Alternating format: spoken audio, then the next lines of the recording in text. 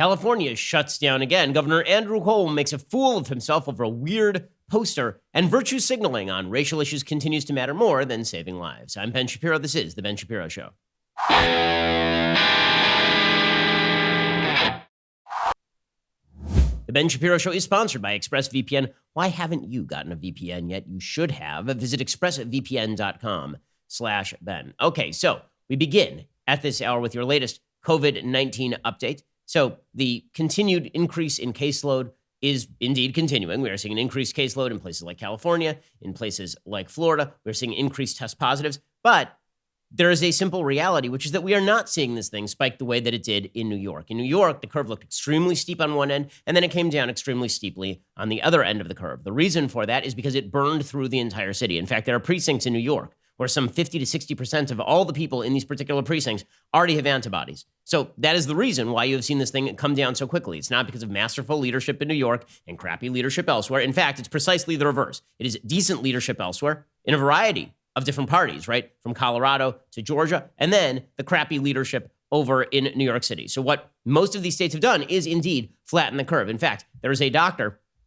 from the University of Southern Florida who was talking about this on CNN yesterday, talking about the issues over in Florida with regard to the increased caseload. And he pointed out that this is a different epidemic than hit New York.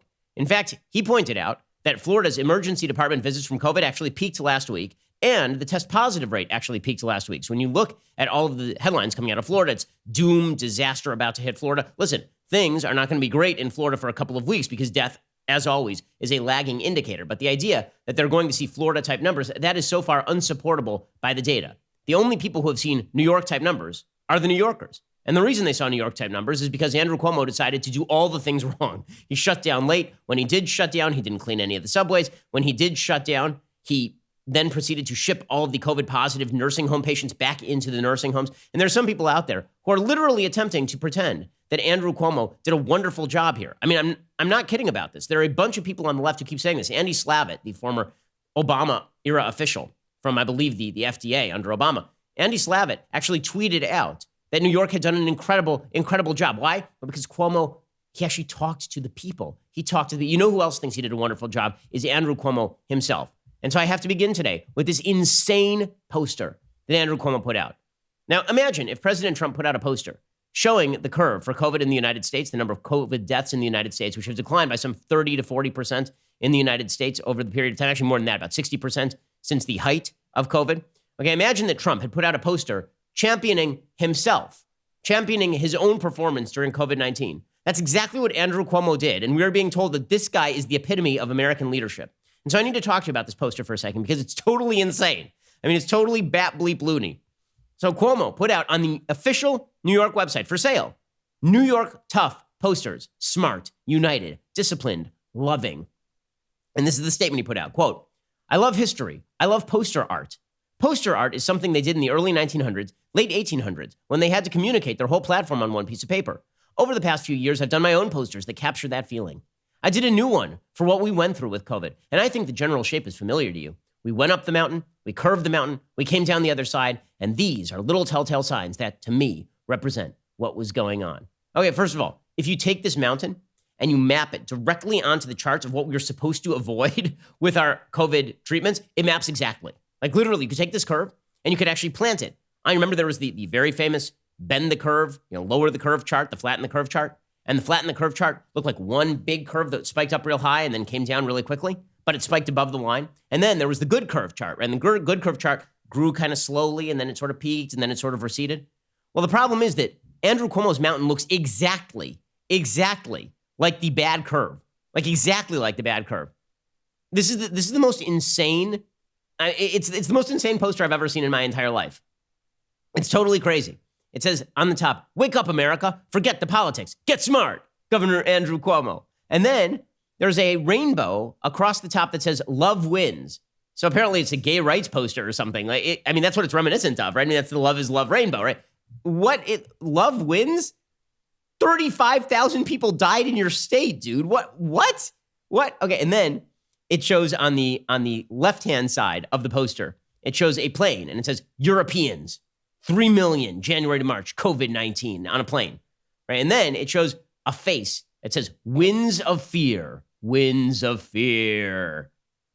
And then there's a rope that's being pulled by New Yorkers of all types. The New Yorkers, healthcare workers, essential workers. And it's being pulled over the mountain. It says, pulling down the curve together, the power of we. Up in the sky, by the way, is hanging a weird emblazoned sun, as well as a moon upon which is sitting President Trump, saying it's just the flu. And then there's an arrow pointing nearly straight up that says projection models. But they defeated the projection models. No, you didn't defeat the projection models. This is exactly what the models look like. Exactly what they look like.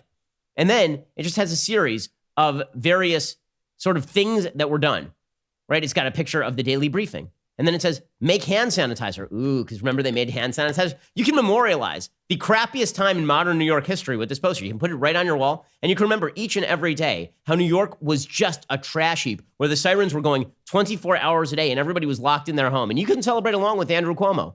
All you have to do is drop a few bucks to the state of New York. I mean, this is patently insane. It's totally crazy. Like, it's wild.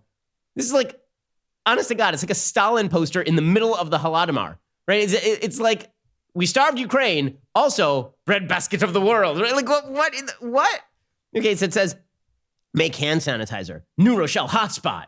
There's like a picture of little fire. And then, New York pause, shutdown. Sorry, we're closed. Testing, tracing. And there's an actual nostril with a swab going up the nose. Hospital, surge and flex. Javits Center, economy falls. You can see a river going down. 111 days of hell. And then it says, New York State leads again. Okay, no, this is bad, guys. This is real bad. It didn't go well. Do you not remember that it didn't go well? Now, even the chart, what's hilarious about this is even his little timeline shows that he did a crappy job. Like, because not only does the thing peak really steeply and then start to fall because it burned through the entire city, also, it shows them masking up only at the peak. Right? That's what it says. It should mask up at the peak. And then phase 1, socially distance. After the peak. And then it says follow the data. Boyfriend cliff. I have no idea what boyfriend cliff is supposed to be. It says boyfriend cliff. I don't know what that is. Apparently, and then there's like an actual guy hanging from a cliff. I don't understand. And then at the very end it says follow the facts. Stay smart. Caution ahead. And then underneath it says the sea of division. Okay, it's just nuts. The man's a nut. I'm sorry, New Yorkers, you elected a nut, and you deserve it because you elected him. And he's got like an 80% approval rating in your unbelievably insane state. What in the actual F? This is your governor. This is your governor. Well done, everyone. It's good that you have such artistic souls as Andrew Cuomo leading you through these turbulent times. By the way, Andrew Cuomo is making a cottage industry out of just lecturing everyone. He's seriously lecturing everyone. He's lecturing DeSantis, who's responsible for a number of deaths that is, I believe, 1/9 the number of deaths that New York has seen on a case per million level, on a deaths per million level. New York is like something like 8 to 9 times as high as Florida. And you've got DeSantis being lectured by Andrew Cuomo. You got Andrew Cuomo lecturing people on how masks work. Dude, it wasn't the masks that quote unquote saved New York. What happened is that everyone died. Okay, that is the actual answer as to what happened in New York, is that it burned through your entire city. By the way, New York is now suggesting they're going to track visitors. They're going to fine you if you don't provide your contact information when you enter the state of New York. Now, I'm old enough to remember when other states did this to New York, and Andrew Cuomo said that it was a violation of the Constitution. Remember this? Florida said, if you come in from New York, we're going to check you. And Cuomo was like, you can't do that. Privileges and immunities clause. You need to let everybody in. And now he's doing precisely the opposite to everybody else. I mean, he's just awful. He's just awful. But the media's narrative about Cuomo is that he's doing an incredible job. It's astounding to me how open and obvious the media have become in their bias. And to the point where they're openly lying at this point. And they were lying before about Cuomo's performance, but now they're just clearly lying because we can all see the mountain right in front of us. He turned the mountain into a painting. He turned the mountain of death into a painting you can put on your wall.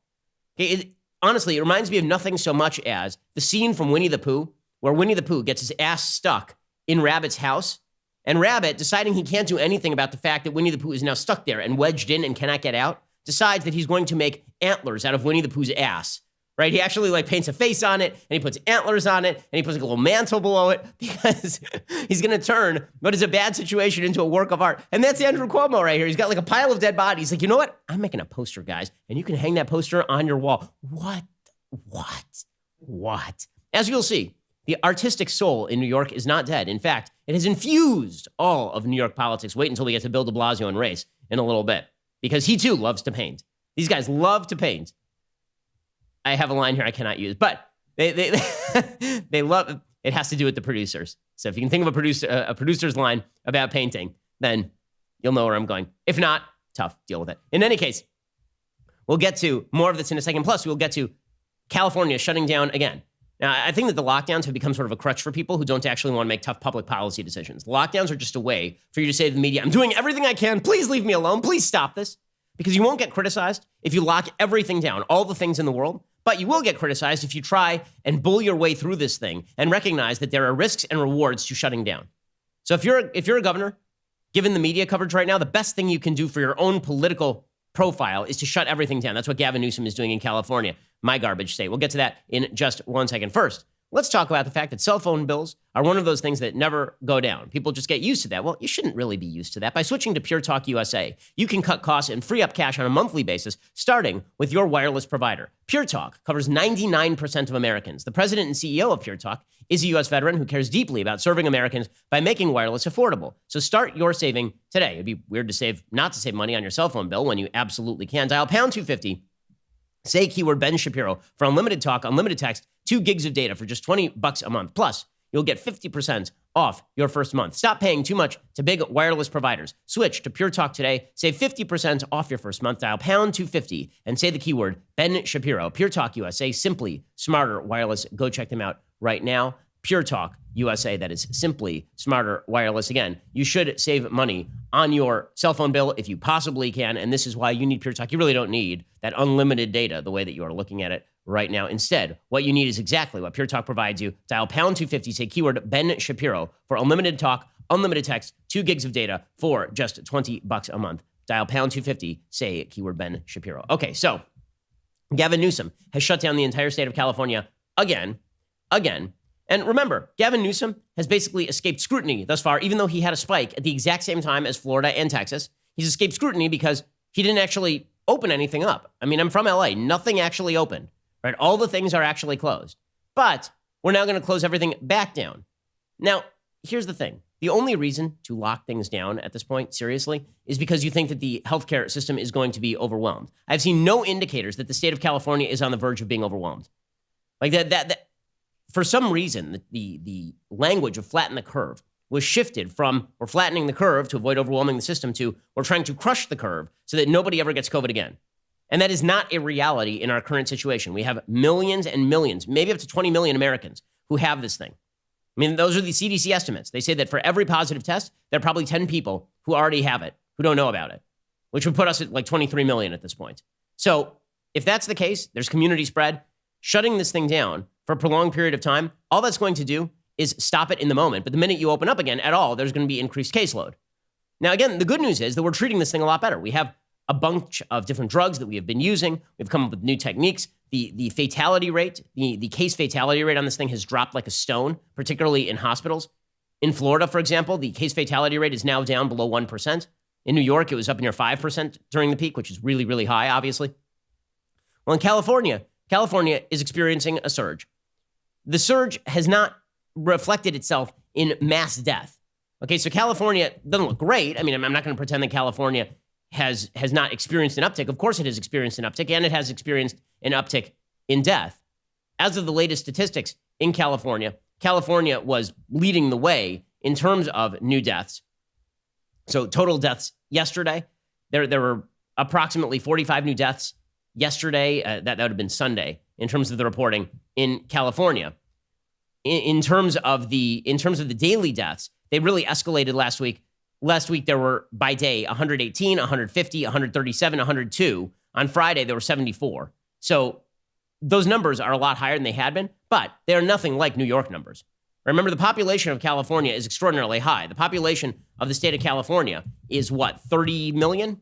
35 million? I believe it's 35 million. 39 million. It's 40 million people live in the state of California. So there are 150 deaths at the peak in California. And they may have already crossed the peak and moved back down the other side, right? We don't know yet. So we're still watching that. The idea that you're going to shut down the entire state of California, which is exactly what Gavin Newsom is doing, I don't know how that looks like commonsensical policy, particularly because he's not just closing places that are like the highest risk. He's closing everything. Right? I understand closing back down, for example, indoor dining at restaurants. Right? Whenever I dine out, I've been dining out like outside, right? Which I've been recommending for a long time, is that restaurants should be able to use city streets in order to allow people to eat outside. But he's not just doing that. He's shutting down all the things.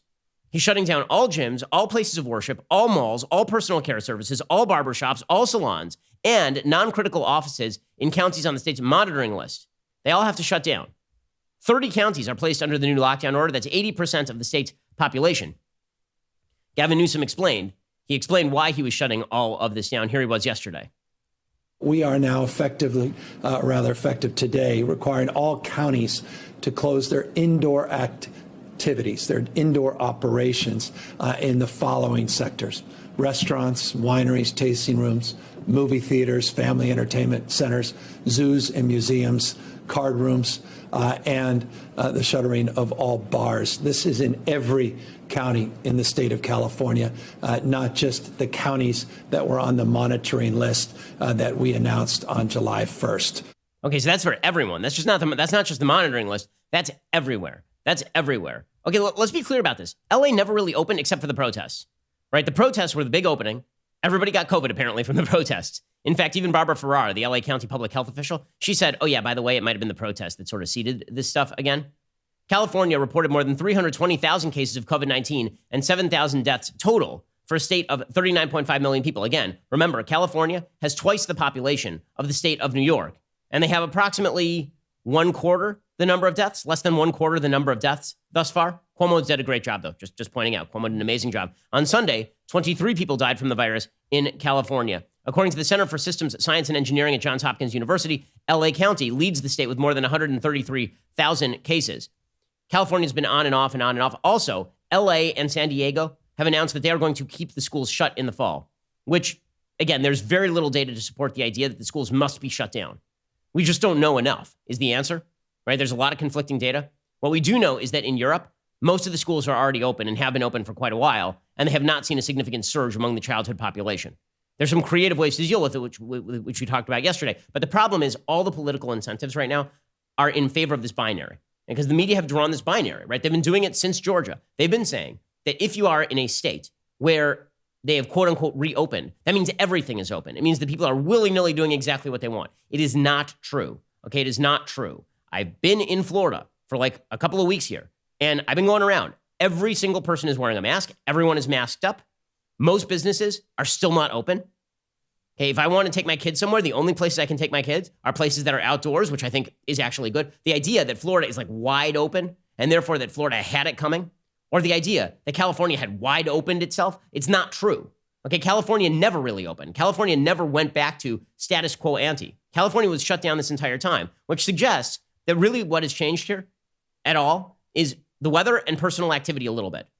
And by the way, the idea that government lockdowns changed any of this is not true either. You can actually look at the statistics and you can see how people changed their travel and association habits as the virus began to gain all sorts of coverage in the media.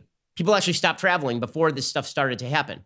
But remember, for politicians, because people tend to look at politicians as godlike figures who can fix everything, as opposed to like idiots who can ruin everything, which is pretty much all they can do. Instead of that, people tend to look to their politicians as, well, if something bad happened, it's the politician's fault. In some cases, that's true. Like if you have an obvious thing you can point to, like shipping people with COVID back into nursing homes, that's a pretty obvious case of the politician fail. But if the question is, oh man, if these politicians only mandated masks, that would change everything. No, not really. Because the truth is that people who are cautious are putting on masks and have been doing so for quite a while. And people who are not cautious, it's going to be very difficult to regulate them into wearing masks. Just a simple fact of the matter. So much of this has become about virtue signaling, however, even with regard to the masks.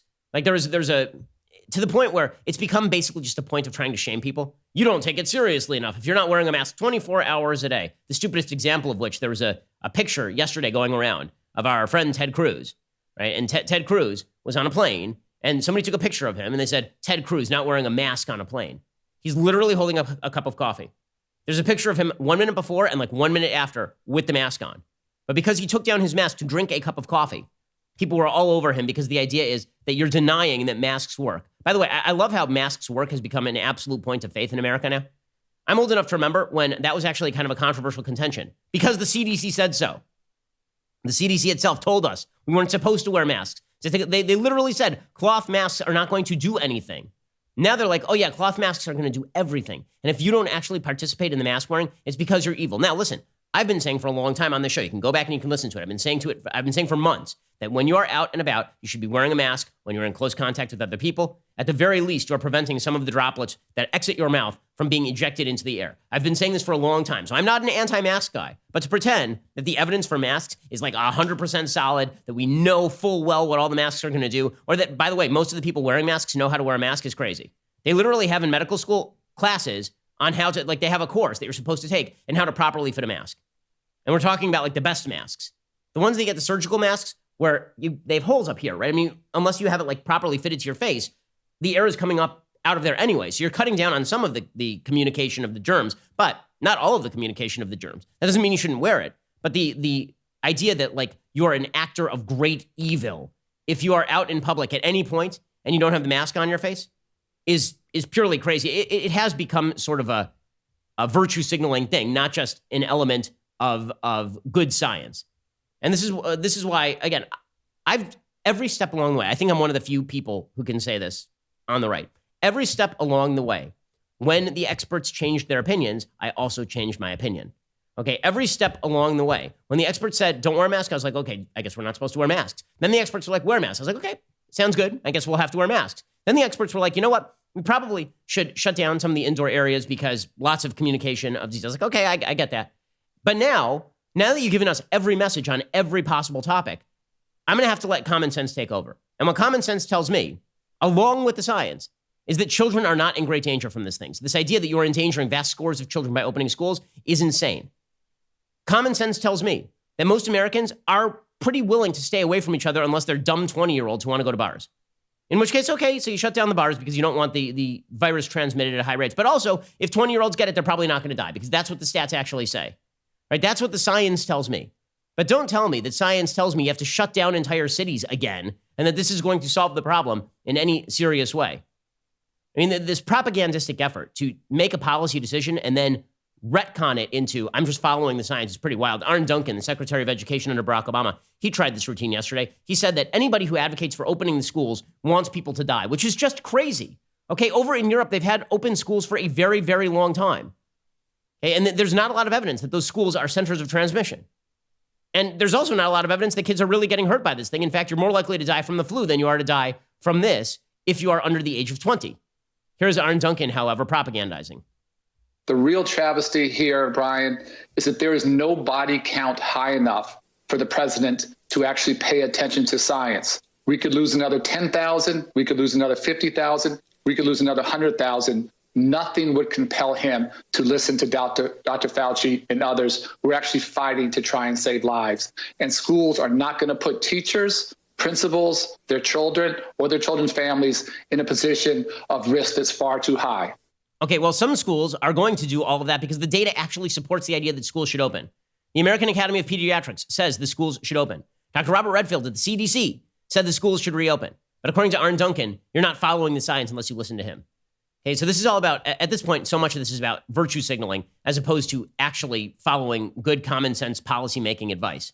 And people don't want to have the arguments. They just label other people, bad actors, malicious actors who don't care about human life. It's very irritating. Okay, we're going to get to more of this, especially on the issue of race, where the narrative has overwhelmed common sense in just 1 second. First, let's talk about something great that you can do for your parents. Okay, here's something great you can do for your parents, also for yourself, and that is you can preserve your family memories. Legacy Box. It's a super simple mail-in service to have all your home movies and pictures digitally preserved on a thumb drive, DVD, or the cloud. Don't let those priceless family memories disappear because that's what happens if you don't take action. Out in your garage right now. I know, you've got a bunch of VHS tapes. You got a VCR? Nope. My kids don't even know what a VCR is. Out in that garage, you got a bunch of old photos. They're moldering. They're falling apart. The rats are getting at them. What should you do? You should instead have them preserved digitally. So Legacy Box helps you do this. It's a way for you to easily and affordably preserve your past. The process from start to finish is really easy. You pack and you send. Their team digitizes everything by hand, and then you enjoy. You get back perfectly preserved digital copies on thumb drive, DVD, or the cloud, ready to watch, share, and enjoy. Everything is digitized by hand at their secure 8-acre digitizing campus. These premier scanners and playback decks to ensure every memory is mastered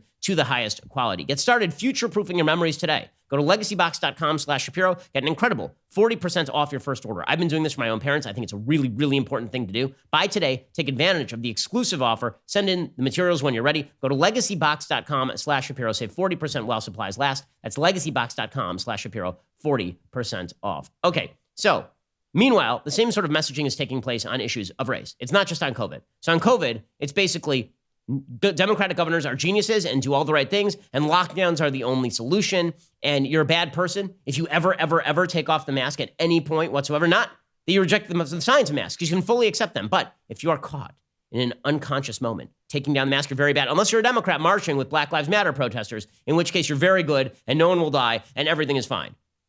So it seems that so much of this has to do with narrative, and very little of it has to do with common sense at all. Lockdown, no lockdown, the bottom line is this thing is going to move its way through the population. Unless there is a vaccine, there are going to be therapeutic treatments, and as long as the healthcare system is not overwhelmed, there's not all that much you can do about that. That's pretty much all. That's pretty much it. Okay, but on race, it's the same sort of stuff. So, disproportionately, Black and Hispanic people are getting shot in New York City. Okay, it's getting real ugly over in New York City. New York City has seen mass shooting increases, obviously. New York City over the weekend saw a rise in shootings again. A 1-year-old boy was murdered after a gunman fired on a gathering in a park, which is always a good look. I'm glad that Bill de Blasio reopened the parks in time for people to get shot there. That's exciting. A 1-year-old boy was killed. At least 34 people were injured in more than 24 shootings in New York City over the weekend, continuing a rise in violence that began earlier this summer, according to police officials. This is the Wall Street Journal reporting. The boy was shot in the stomach when gunmen opened fire on Sunday night on a gathering in a park in Brooklyn, according to New York Police Department officials. The child, Devell Gardner, was taken to a local hospital where he was pronounced dead. 3 other people were also shot in the incident, which took place around 11:30 p.m. in the Bedford-Stuyvesant section of the borough, according to the officials. All 3 were expected to survive. New York City, Bill de Blasio, mayor, called the incident so painful. He said, it's not something we can ever look away from. It's something we must address and stop, and it's just horrifying. So how is he addressing and stopping all of this? The shooting of, like, babies? Okay, 1-year-old's a baby. The shooting of a baby in New York City, how exactly is he making all of that stop? Well, he's painting Black Lives Matter murals. And he says that we cannot allow people to deface Black Lives Matter murals. It's very important that this painting on the street remain. This is the key. This is the key. There was paint that was splashed on the mural. Somebody splashed red paint over the Black Lives Matter mural. Okay, and then Bill de Blasio showed up and helped repaint it. Okay, so all of his DOT workers, he's got money for the DOT workers to repaint this thing. Okay, it's unbelievable. Here's what he tweeted out. To whoever vandalized our mural on Fifth Avenue, nice try. Department of Transportation has already fixed it. The Black Lives Matter movement is more than words, and it can't be undone. If by more than words you mean it is only words to you, it is literally only words. It is literally words on a street. That is all it is to you. You don't give a damn that a black kid just got shot at a park. You don't give a damn that shootings in your city have risen dramatically. It is literally only words. It is 3 words in yellow letters on a street. That's it. That is the entire thing for Bill de Blasio. He does not give 2 hot damns about the fact that every single person who has been shot in the city of New York in the last month has been a person of color. He does not care about that. He doesn't. Not 1 iota. What he cares about is the virtue signaling. How do you know? Because here are his priorities. Got to keep that paint down there. You splash red paint, we're on it. We got the funding for the DOT, but we're going to cut funding from the cops. And not only are we going to cut funding from the cops, the goals of defunding the police, it's the right move. The goal of defunding the police, that's the right move. So here's Bill de Blasio back to back. He says, 1, you can't stop the Black Lives Matter movement because we have paint. Because we have paint. And then he says defunding is the right direction. Here he is, defunding the police, the right direction. We obviously took money out of the NYPD budget, put it into youth programs, put it into social services, put it into recreation centers for young people. That's really the right direction. I'm glad we did that. But the fact that we're going to have to fight crime in many ways is also clear. We need the good work of the men and women of the NYPD in the streets of our city. We need communities to come forward, particularly through civic leadership, clergy, cure violence movement, do all the things that they can do, and they can do things that police can't do. So bottom line is, people are going to get shot in his city. He didn't care. He's got the words. He's got paintings in the city. That's what he's got. Okay, this signaling bull, because that's what it is. It's just signaling bullshit.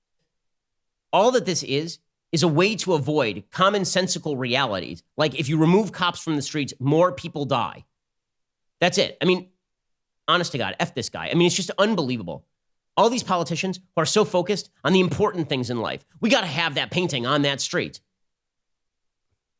Yeah, the worst thing of all is going to be, I mean, the symbolism of New York City really is the Black Lives Matter painting on the street and a person getting shot on that street, right? I mean, if you had to create a political cartoon, that's what it would be. A person bleeding out on the street that says Black Lives Matter while Bill de Blasio stands there with a paintbrush. That is everything. That's what's going on right now. And that's what's happening nationwide. There are serious problems in this country, all of which are being elided. Not even the problem of police brutality is being handled. Nothing has been done. The Republicans introduced a bill and the Democrats killed it. They filibustered a discussion of the bill. No one cares about actual answers. All they care about is the virtue signaling. Another piece from the New York Times today, a slap in the face. New York town rejects Black Lives Matter painting. The debate over whether to allow the street art has exacerbated racial tensions in Catskill, where just over a fifth of the population is black. According to the New York Times, the street painting would stretch about 3 blocks from Village Pizza 2 to the stoplight at the southern end of Main Street, spelling out Black Lives Matter on the pavement. The proposal didn't seem like too much of an ask. In the weeks since George Floyd was killed by the police in Minneapolis, the phrase has been painted on streets from Washington, D.C. to Charlotte, North Carolina, and on Thursday, even in front of Trump Tower in Manhattan. But village leaders in Catskill balked, offering several counter-proposals instead, including one that would have allowed the painting, but in the black area of town. I knew it was going to be a no, said Shirley Cross 31, a member of the Hudson Catskill Housing Coalition, which proposed the painting. I feel like it's a slap in the face for black people. Okay, alternatively, those paintings don't do bleep. They don't do anything. The paintings mean nothing. Nothing. They are all symbolic nonsense. And if you want Black Lives to matter, you know what you have to do? You actually have to pursue policies that make Black Lives matter. Now, the father of that 1-year-old was on TV yesterday. He said he didn't get a single call from Bill de Blasio. Not one. He hasn't received a call from the New York City government. But Bill de Blasio's out there with the paintbrush. I mean, it's absolute insanity. All that matters is the signaling. In the end, the signaling is the policy.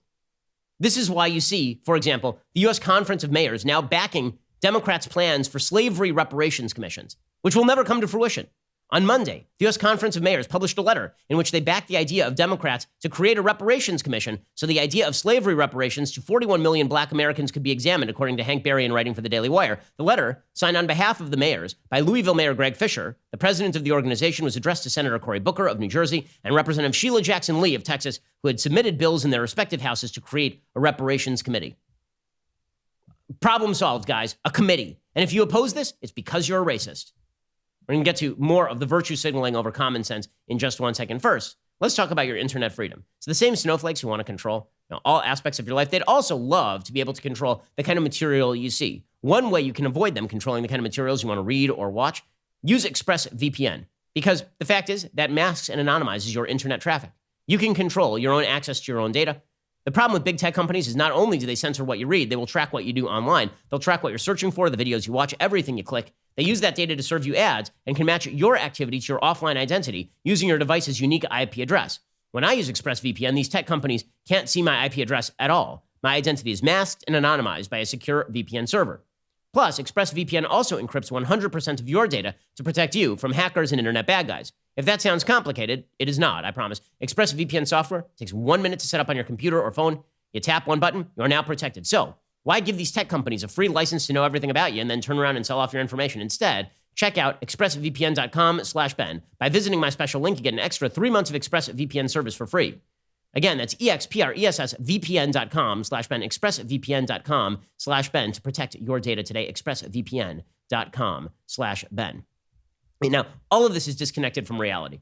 If you think that most Americans care deeply about paintings on sidewalks, if you think that this solves any problems in the United States, you're out of your mind. If you think that most Americans are worried about a slavery reparations commission, and I'm talking about like on the list of priorities for black Americans, do you think that slavery reparations investigatory commission is like in the top 100? I would go no. But again, it's all about the signaling, which is why you are, and it's all about the generalized message, which is that America is bad and responsible for all your problems. Inculcating and reinforcing that message is the key. Actually doing the hard work of making lives better That has nothing to do with anything. The only thing that matters is the signaling above all. That's why, for example, you're seeing James Madison College at Michigan State University considering changing its name, according to John Brown over at dailywire.com. Administrators of a residential college named after James Madison, you know, the guy who framed the Constitution, announced their willingness to expunge the Founding Fathers' name from their institution. In a letter addressed last week to alumni, students, and friends of the college, Interim Dean Linda Rasciopi and Assistant Dean Jeff Judge expressed their desire to foster an environment where students can thrive as scholars and human beings. Adding, quote, as such, the college is taking steps to combat systemic racism and the perpetuation of whiteness, and to probe how it can best support students of color, especially black students. So what exactly are they going to do? They intend to combat racism and advance an anti-racist agenda within our college, such as revising curricula and course material, recruiting more students of color, providing counselors for students of color dealing with racial trauma, and dipping into an endowment to annually host a visiting scholar in residence who will teach and engage in research on LGBTQ issues.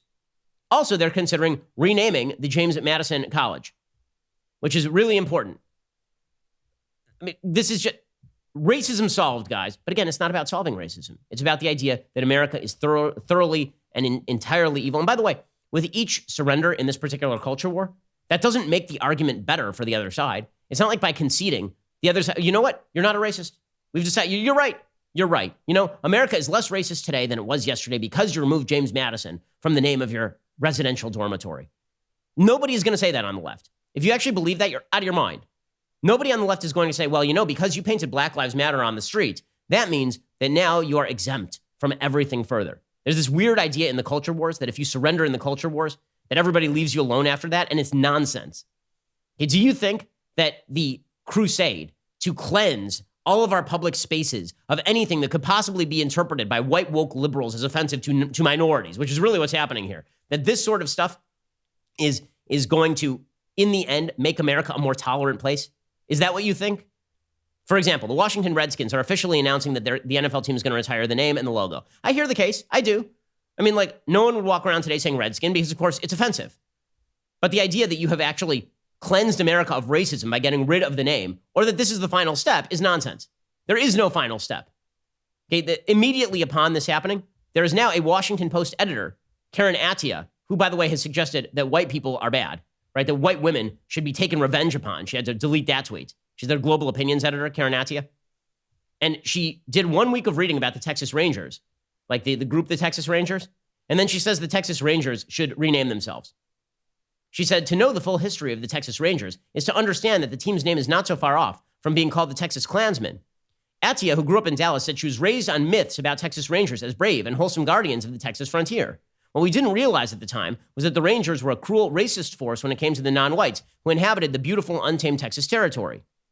The Texas Ranger Division is an agency within the Texas Department of Public Safety with lead criminal investigative responsibility. I mean, it's still a group that exists, obviously. Attia noted the first job of the Rangers, formed in 1835, was to clear the land of Indians for white settlers. And she said that was just the start. And then she talks about the bad history of the Texas Rangers, citing a book about the Rangers by Doug Swanson. She pointed out that she did, I'm not kidding. She said, I read for a week about this and now I'm offended. So until now, no one was really offended because everybody was like, oh, you mean like the cops, the Texas Rangers? You mean like the group inside the Texas government, the Texas Rangers? Because I don't think anybody who roots for the Texas Rangers, like the Nolan Ryan Texas Rangers, was going, yeah, man, secret white supremacist signals. But now you're retroactively outraged by a thing you didn't know about until 5 seconds ago and that no one cared about until 5 seconds ago. Racism, has it been expunged? Has it been cleansed? So now she is calling for the Texas Rangers to go because Karen Attia did some reading, guys. She did some reading. And now that she's done reading, she is offended. Offended. And that means everything changes. This is obviously, this does nothing to make lives better in the United States. Nothing. No life has been made better by any of this. I challenge you to find me the life that has been made better by the controversy over the Washington Redskins name.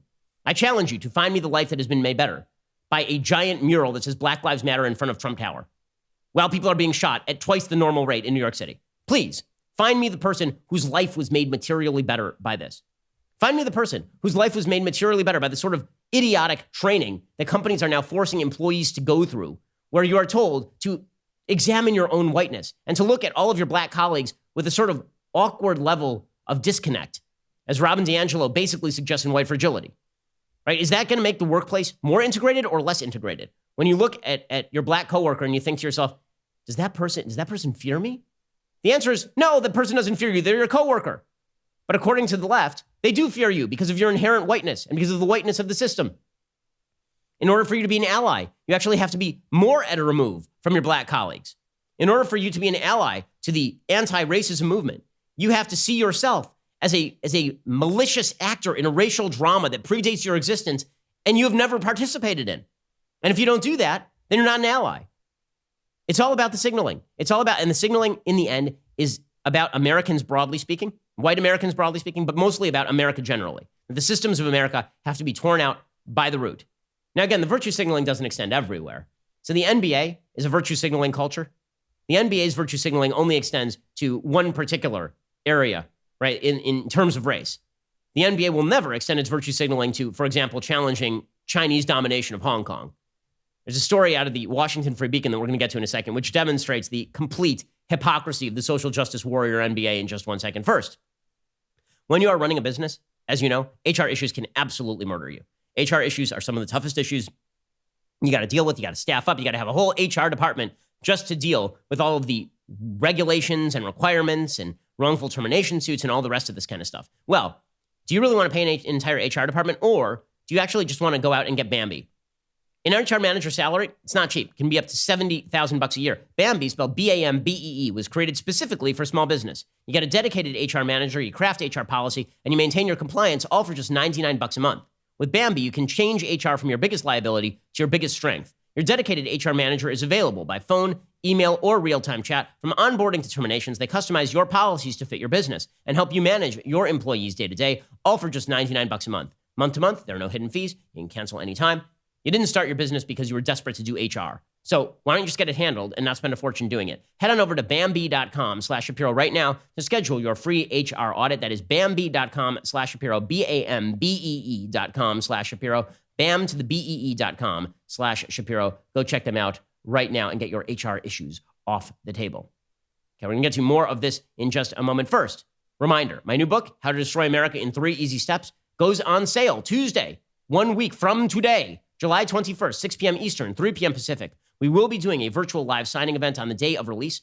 With your purchase of a signed copy, you can write in a question, and I may read it on air, and I may discuss it with you. Order your pre-signed copy right now, or pre-order your signed copy, and write in your question at dailywire.com/Ben.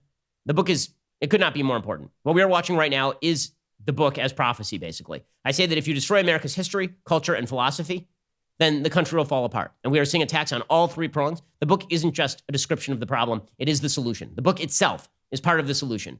You can give it to all your friends. You can remind them why America was always great, why America's flaws do not destroy the idea that America is a great nation built on fundamentally good principles that is responsible for the freedom and prosperity of billions of human beings around the world.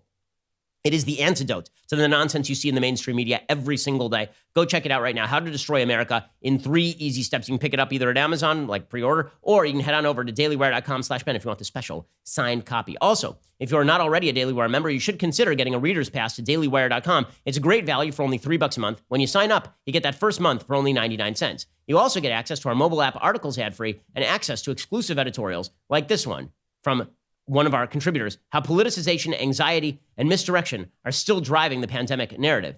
If you haven't checked out our Reader's Pass, head on over to dailywire.com and sign up for just $1. Go check them out right now. dailywire.com, sign up for just $1. You're listening to the largest, fastest growing conservative podcast and radio show in the nation.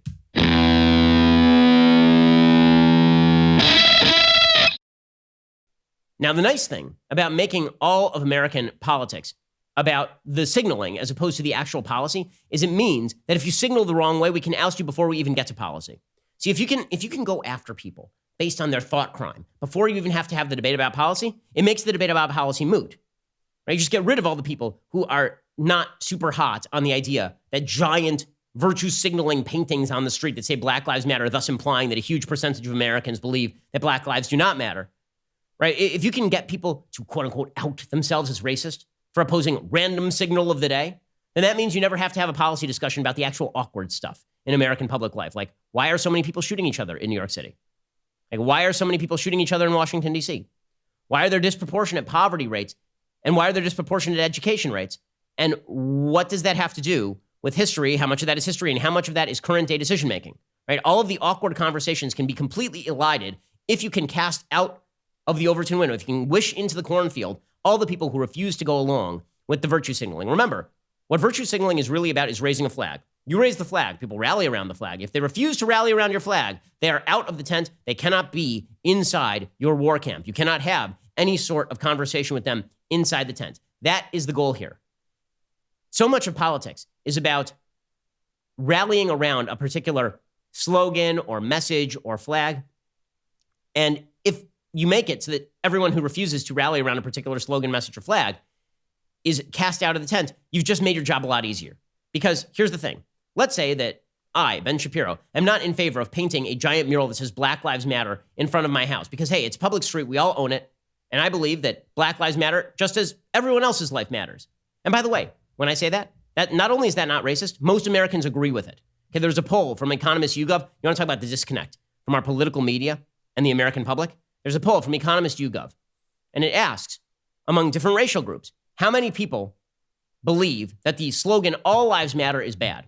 Because remember, this is the going wisdom on the left, is that if somebody says to you Black Lives Matter, you are not allowed to say either all Black Lives Matter, which apparently is bad, right? Don Lemon told me on CNN it's bad. If I say all Black Lives Matter, then I'm discussing the problems of murder in Black communities. I'm discussing the problems of poverty and inequality and education and single motherhood and all those. And he's saying we can't say that.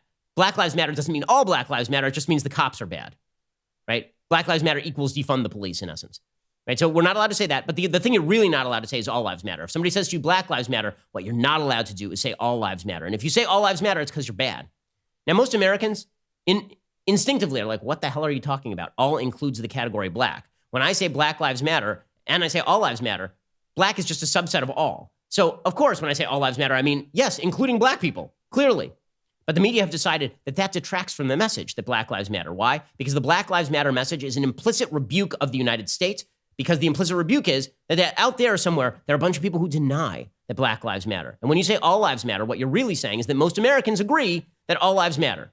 Right? That's really what you're saying. Okay, so how do Americans feel about the slogan all lives matter? This is a poll, June 7th to June 9th, 2020, The Economist YouGov, 1,500 U.S. adults. Does the following slogan carry a positive or a negative association to you? All lives matter. And we're going to do this by race. Okay, by race, in total, 56% of Americans say that they have positive associations with the phrase all lives matter. 17% say they are neutral. So that means that 73% of Americans are positive or neutral on the phrase all lives matter. But how about among Black Americans? Aren't Black Americans deeply offended by the phrase all lives matter? The Economist YouGov poll says 45% of Black Americans say that they have positive feelings about the slogan Black Lives Matter. 21% say they are neutral on it. So 66%, 2/3 of Black Americans say that the phrase all lives matter is not offensive or they like it. According to the media, that's bad. So are these Black people racists? Are these Black people outside the Overton window, outside the tent? By the way, among Hispanic people, 58% have positive associations. The same number among whites. In fact, whites and Hispanics have very similar numbers, which gives the lie to the quote-unquote people of color all think the same way nonsense, right? Blacks and Hispanics actually think very differently about this. Whites and Hispanics think kind of the same. Hispanics, 58% say they have positive associations with all lives matter. 16% say they have neutral associations with all lives matter. So 74% of Hispanics compared to 66% of Blacks, compared to 75% of whites say that they have positive associations with all lives matter. Now, you wouldn't know that from the media coverage, would you? You wouldn't know that because according to the media coverage, this is a signal, right? The signal is all that matters. If you say all lives matter to Black Lives Matter, you're a racist. That's the signal. And we don't have to have a conversation with you. Never mind that most Americans of every single racial group have positive associations with the phrase all lives matter. So how far does the virtue signaling go? Only as far as the left says it does.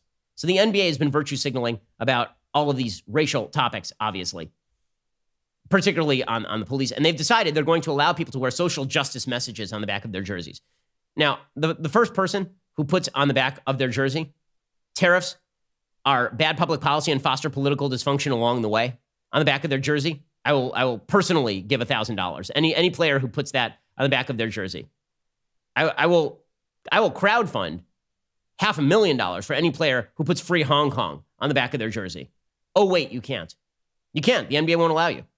According to the Washington Free Beacon, in keeping with the league policy on political statements, the official online store of the NBA does not permit fans to order a custom jersey with the phrase Free Hong Kong printed on the back. Free Hong Kong is one of the many phrases banned under the NBA's New Jersey policy. So you can put up Black Lives Matter, but you can't do Free Hong Kong. If you type Free Hong Kong into the text box, they say, we are unable to customize this item with the text you have entered. Please try a different entry. Here are some of the phrases that you're allowed to put into the NBA phrase generator. F Hong Kong, you could do. You could do defund police. You could do abolish cops. You could do beware of Jews. You could do ban gypsies. You could do G for life. You could do 9/11 hoax. You could do end Taiwan. You could do Trump has AIDS, Pence is gay, and Uyghurs lie. All of those you could put on the jerseys. As the Washington Free Beacon points out, a number of NBA players, including LeBron James, have rallied around ESPN reporter Adrian Wojnarowski, who was recently suspended after writing FU in response to a press release from Josh Hawley pointing out the warmth between the NBA and the government of China. So a lot of virtue signaling with no virtue over in the NBA. Always good news. Okay, so we have 2 more hours of additional content a little bit later. You know, one thing that I've neglected to do for several weeks because of all of the news and the riots and everything else are things I like. So I want to recommend a book that is worthy of reading. It is a book by John McWhorter, who is a linguistics professor. It's a book from back in 2001 and has lost none of its punch. It's called Losing the Race, Self-Sabotage in Black America. And he talks about many of the actual real problems inside the black community that don't involve painting giant slogans on street corners to make white woke people feel better about themselves. It's really worthy of the read. He's an associate professor of linguistics at UC Berkeley. He's the author of several books. And this book is certainly worth the read. You can go check it out right now. Losing the Race, Self-Sabotage in Black America by John McWhorter. Again, when we talk about real problems, we should talk about real solutions. McWhorter talks about some of them, and I think a deep and nuanced way. If you're a liberal, you'll find it non-offensive to you. Let's put it that way. You can go check it out today. Alrighty, we'll be back here later today, 2 additional hours of content. Otherwise, we'll see you here tomorrow as we approach the launch of my brand new book, How to Destroy America in 3 Easy Steps. That big day happening next week. So go pre-order the book right now over at dailywire.com. When you do, you can get a signed copy. You can pre-order it right now. Go check that out. Or you can go over to Amazon, pick up a copy. Otherwise, we'll see you here a little bit later. I'm Ben Shapiro. This is The Ben Shapiro Show. The Ben Shapiro Show is produced by Colton Haas, executive producer Jeremy Boring, supervising producer Mathis Glover and Robert Sterling, assistant director Pavel Wydowski, technical producer Austin Stevens, playback and media operated by Nick Sheehan, associate producer Katie Swinnerton, edited by Adam Sayevitz. Audio is mixed by Mike Coromina. Hair and makeup is by Nika Geneva. The Ben Shapiro Show is a Daily Wire production. Copyright Daily Wire 2020. Hey everybody, it's Andrew Klavan, host of The Andrew Klavan Show. You know, some people are depressed because the American Republic is collapsing, the end of days is approaching, and the moon has turned to blood. But on The Andrew Klavan Show, that's where the fun just gets started. So come on over to The Andrew Klavan Show and laugh your way through the apocalypse with me, Andrew Klavan.